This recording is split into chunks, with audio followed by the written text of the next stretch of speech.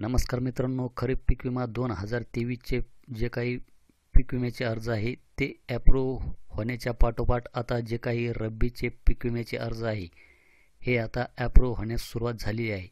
आणि यामध्ये काही जणांचे जे काही फॉर्म आहे हे आता रिव्हर्टमध्ये यायला पण सुरुवात झालेली आहे. तर त्यासाठी मित्रांनो, आपले जे काही CSCचे जे काही पोर्टल आहे फसल विमाचे ते आपल्याला लॉग इन करून घ्यायचे आहे. आपला ID आणि पासवर्ड टाकून लॉग इन केल्याच्यानंतर आपल्याला आपले इथे स्टेट निवडायचे आहे, जसे की महाराष्ट्र. त्यानंतर येथे वरून 3 नंबरला प्रधानमंत्री फसल विमा योजना रब्बी, तर येथे क्लिक करून आपल्याला इथे सबमिट करायचे आहे. सबमिट केल्याच्यानंतर आपल्याला ॲप्लिकेशनमध्ये यायचे आहे. ॲप्लिकेशनमध्ये आल्याच्यानंतर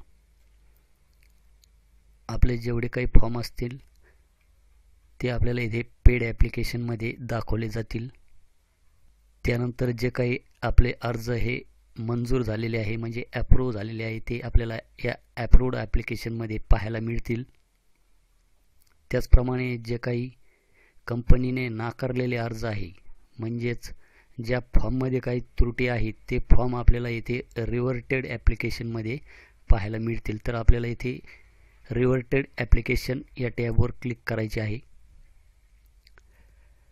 त्यानंतर आपण पाहू शकतात की येथे एका शेतकऱ्याचा फॉर्म हा रिव्हर्ट ॲप्लिकेशनमध्ये आलेला आहे. तर त्यासाठी आपल्याला इथे हा जो काही गोल सिम्बॉल दिसत आहे, गोल वर्तुळाकार, याच्यावर आपल्याला क्लिक करायचे आहे आणि येथे अटॅच डॉक्युमेंट याच्यावर आपणास क्लिक करून घ्यायचे आहे.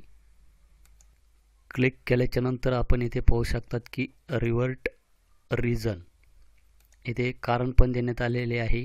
प्लीज अटॅच कन्सेंट सर्टिफिकेट म्हणजे सहमतीपत्र येथे आपल्याला अपलोड करायचे आहे. तर खाली आपल्याला इथे 2 ऑप्शन देण्यात आलेले आहे, इथे अकाउंट पासबुक आणि इथे लँड रेकॉर्ड. तर आपल्याला इथे अकाउंट पासबुकमध्ये परत एकदा त्या शेतकऱ्याचे जे काही बँकेचे पासबुक आहे ते आपल्याला इथे अपलोड करायचे आहे. त्यानंतर इथे लँड रेकॉर्डमध्ये आपल्याला 7/12 किंवा 8 हा अपलोड करण्याची आवश्यकता नाही. तर वरती कारण काय दिलेले आहे की सहमतीपत्र हे आपल्याला इथे अपलोड करायचे आहे. तर या लँड रेकॉर्ड या टॅबमध्ये आपल्याला सहमतीपत्र हे अपलोड करून घ्यायचे आहे. तर आपल्याला इथे दोन्ही डॉक्युमेंट हे अपलोड करायचे आहे. तर अपलोड या बटनावर क्लिक केल्याच्यानंतर अशा प्रकारे इथे एक ग्रीन टिक येईल.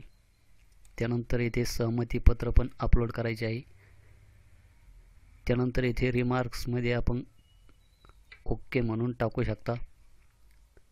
त्यानंतर आपल्याला इथे खाली सबमिट करायचे आहे.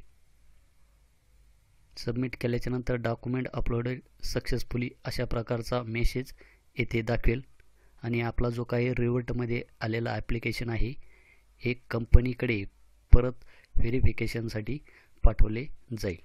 तर अशा प्रकारे मित्रांनो, आपण जर रब्बी पीक विम्याचे अर्ज भरलेले असतील तर आपले CSCचे पोर्टल एकदा लॉग इन करून पहा. त्यामध्ये काही रिव्हर्टेड ॲप्लिकेशनमध्ये काही फॉर्म आलेले असतील तर योग्य ती कागदपत्रे तेथे अपलोड करून आपला फॉर्म हा सबमिट करून घ्या.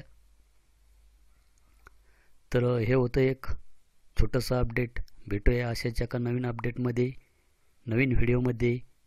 धन्यवाद.